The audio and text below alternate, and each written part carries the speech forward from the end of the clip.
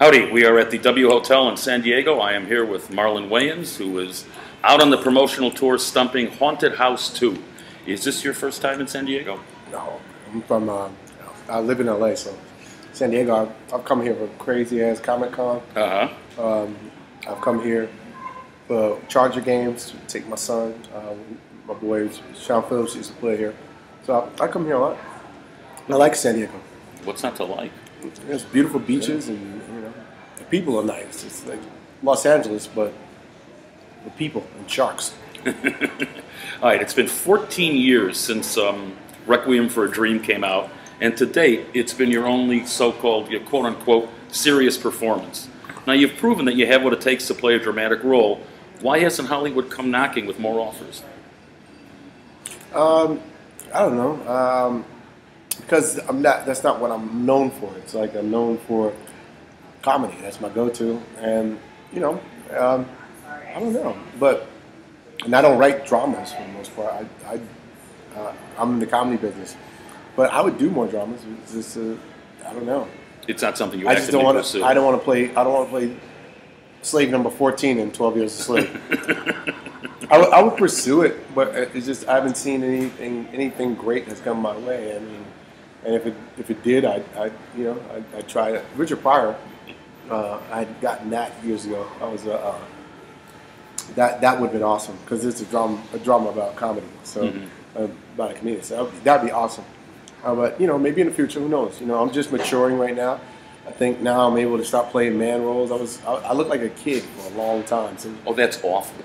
No, but it really was. Like, to not look like you're pubescent, it's a problem. You can't be a leading man when you don't have no pubes.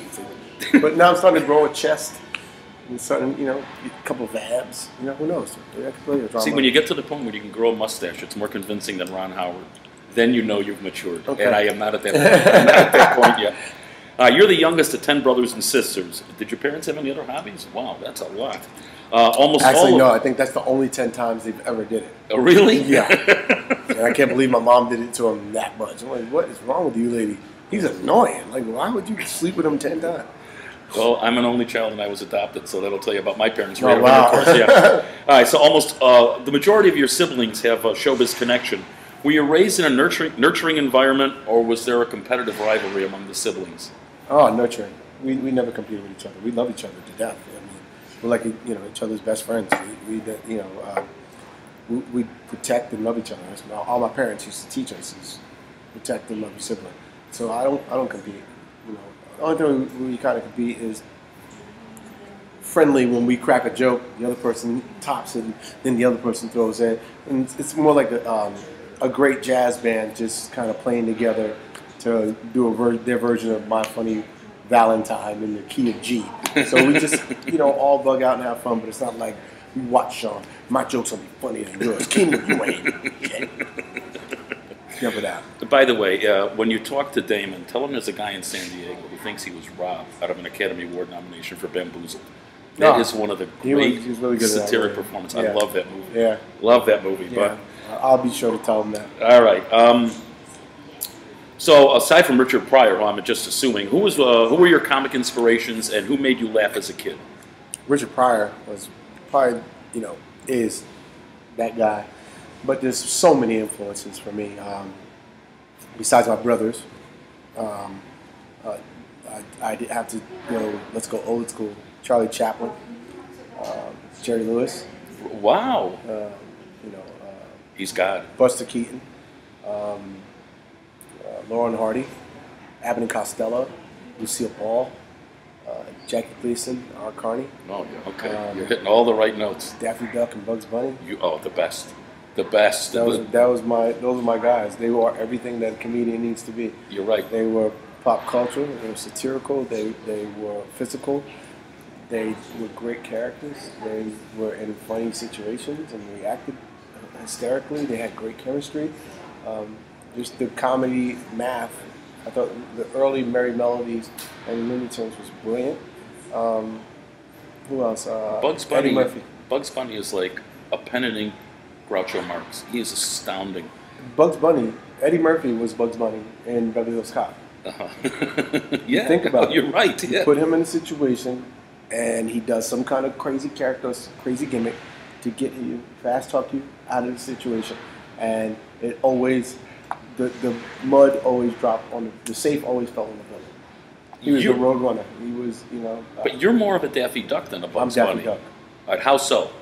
Because I'm the victim, and I play look, Ben Stiller's a Daffy Duck. It's either you're the perpetrator or you're the victim. Right. I like being the victim, and when you're the victim, you get the punchline. I like that. You feel so bad for him, but without that, you feel so bad for Daffy. But Bugs couldn't be as funny as Bugs is if it wasn't for Daffy. No, you're right. So I mean, me and my brother, when we do our buddy comedies, that's the buddy comedy that we like to do is Bugs Bunny, Daffy Duck. So I'm a student of all comedy, man. And Eddie Murphy is just, to me, a brilliant comedian. All right, the success of the first Scary Movie ushered in a new era of parody movies. What is it about genre satires that seem to attract audiences? Well, I want to apologize for those. We're going to get to that followed. Later. Yeah. How bad? We destroyed it. You had a hand in 2, though, didn't you? Yeah, we did 1 and 2. Yeah. Okay. Yeah. 3, 4. Ooh. 5. Oh, no, I know. No. I wouldn't even go near. You don't have to have your face pushing shit to know that it stinks. I couldn't go near that film. That was couldn't go near that film. That was a doozy. So what is it about these parodies that seem to do well, especially for you? I just think it's the way we you can't replicate a sense of humor. It's just our sense of humor. It's just how we grew up. It's the way we see the world. Mm-hmm. If people try to mimic or copy, you can't, because it's our perspective. And not to say it's a good thing or a bad thing, whether you love it or you hate it. It is. It just us. is, yeah. And we grew up in the projects of New York City, and we grew up in the darkest kind of place and always found light. And it's just how we do things. And so we create really strong, fun characters, and we go to weird places in terms of the comedy, and we have social, political references, and and humor, and we don't mind pushing buttons, and we know which buttons to push, and it's just the way we do movies, and it's not like a math or formula that we sit there. It's just the way we do things. It's like it's just, we can watch the same movie, we can attempt to write the same movie, we can watch the same movies. You're going to come up with a completely different movie than I. Why? Because your life and your experience, it goes through your computer, and it's processed a certain way. Me, I see things and I'm like, oh my God, I'm so inspired. You may have a blank page. I may have a whole notebook full of material, and you just go, what did you see? It's just how I see the world, and I can't explain it. But I think with comedy and horror, they share the same audiences, and they share similar rhythms, and so that's why it's not easy for me to make a horror comedy, because it's so dark that it's easy to make light of. Mm-hmm. Okay. Or the challenge of trying to make light of something. It's like, how did you even see something funny in that? It's just the way I. All right, in Scary Movie 2, you worked with the performance artist of all time, Beetlejuice. Now, could you please regale me with a few stories of what it was like working with the master? How did you get Beetlejuice? I know why you wanted him. He's probably the most naturally funniest dude I ever met. He was crazy, He's just Beetlejuice. He's always drunk. Yeah, I'm drunk. Yeah. Off screen, he's brilliant. On screen, he can't remember a line. His head is only this little, so that means his brain is like that. So he can't retain no lines. He's like, literally, I'm just a little boy, 4 or 5 years old. You just go, what?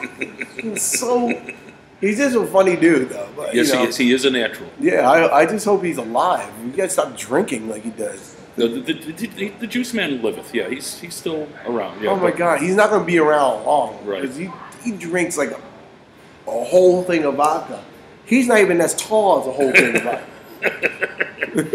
All right, what happened with the Wayans family? And I want to go bring up Bad Blood and the Scary Movie franchise. Why is it all of a sudden that prick Harvey Weinstein, and I use the word wisely, took the series away from its creators and placed it in the hands of one of the guys behind the Airplane films?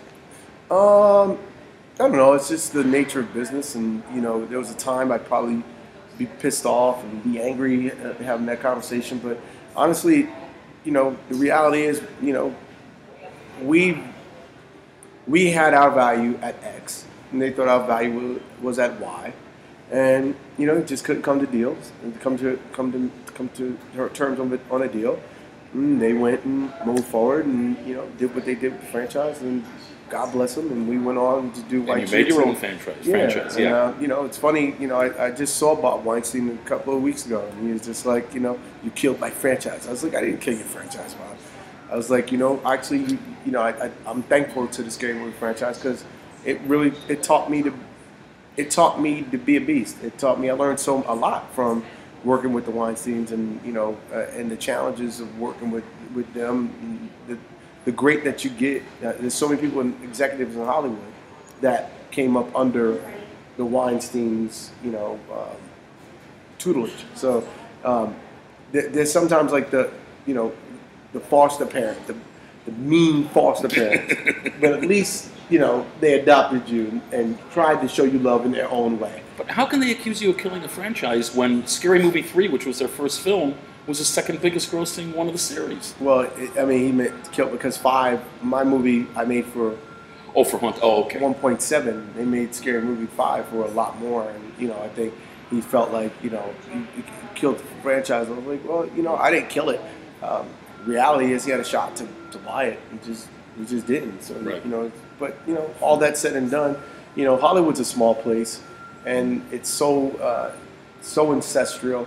And it's not a place that you sit around having enemies because you never know when you're going to have to work with those people again. So, right. You never try to burn your bridges. You just try and build new ones. And I get that we have that bridge that we burnt, and hopefully we can, build a new pathway and maybe one day do some business and make sure that they can't strip us of our franchise. But you had every right in torching that bridge. I don't care what anybody says. You don't have to say it. I said it. All right, Open Road Films is sending out some mixed signals. They'll pop to send you on a promotional tour, yet they won't screen the film for the press ahead of time, which is usually a red flag that they either don't have any faith in it or they don't give a crap what the critics have to say. So why? And I like the first Haunted House. I think it's because a movie like this is not one of those critic-friendly movies. It's hard for critics to go, this movie is hilarious. You got fart jokes, you have scatological humor. You got, some racial humor. It's edgy. It's different in its own kind of. This is for the audiences. The audiences love it. In the history of Wayans films, we've never been received critically. They panned White Chicks, which the audience views as a classic. They panned it. I mean, my kids look at the thing, they go, 1.5 stars on cable? 1.5 stars? Wow, this is a 4-star movie, Dad. I'm just like, I can't, they panned Little Man, they killed Scary Movie 1.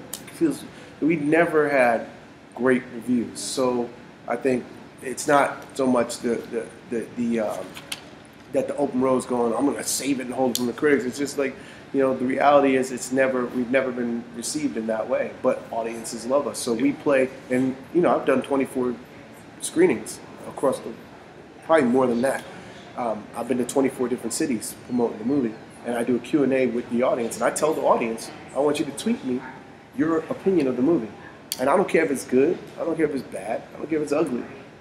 I'm going to retweet what you think, because you guys, and no disrespect to the critics, but you guys are my movie-going audience, and you're my critics, and I want to know, because I'm making movies for you guys, what your opinion is, and I want other people to know what your opinion is. Well, I got news for you.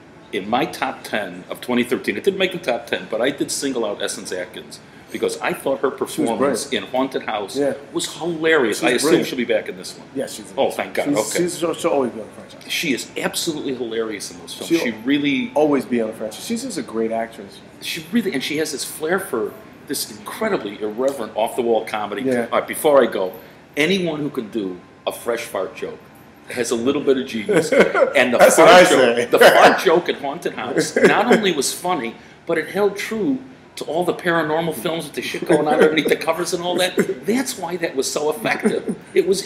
I mean, you're one of the guys that get it. That was the one scene that The reviews have been so bad that I'm starting to collect bad reviews. And I'm gonna put together a collage. Like I'm gonna put them on my wall and write and like call my friends and go, look at this one. Like I can literally go through and go, I don't know what movie they're watching. So I don't get upset at it all. I understand critics have their function and they have their opinions. But comedy's subjective, of course. And my movie is for the big kids, not for the guys that think they're too far educated and right. too So it's big above for, them. Yeah. Look, I like to spell my farts. I like to spell them. BWRNT.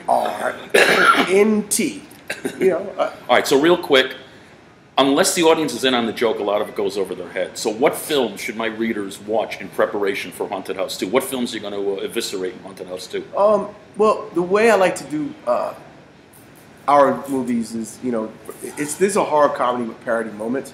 So honestly, they don't really need to see any of the movies.